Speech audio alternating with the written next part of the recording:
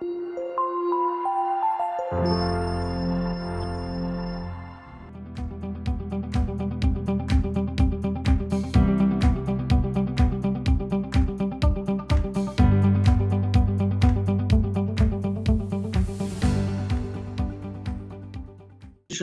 যারা আছেন, policy maker, তারা জিএস উপর বেস করে অনেক ক্ষেত্রে এই রেজাল্টের উপর বেস করে তারা ডিসিশন নেবেন।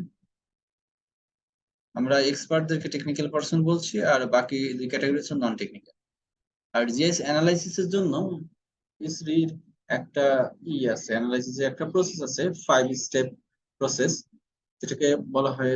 এই স্টেপগুলো আমরা যদি দেখি, frame the equation, explore and prepare data, choose analysis method and tool, perform the analysis, examine and refine result.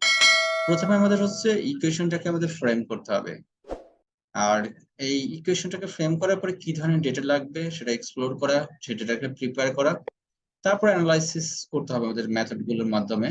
Analysis perform করার পরে, মেথড সিলেক্টের পরে, অ্যানালাইসিস করার পরে তারপর হচ্ছে আমরা সেটাকে এক্সামিন করব।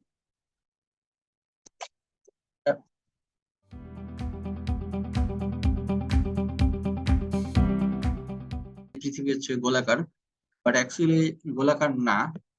তারপরে পৃথিবীকে গোলাকার থেকে আমরা স্ফিয়ার যদিও কল্পনা করি, কিন্তু সেটাকে আমরা অনেক ক্ষেত্রে করেছি যে স্ফিয়ার বলা যায় না, সেটা একটু চাপা, নর্থ পোল সাউথ পোল।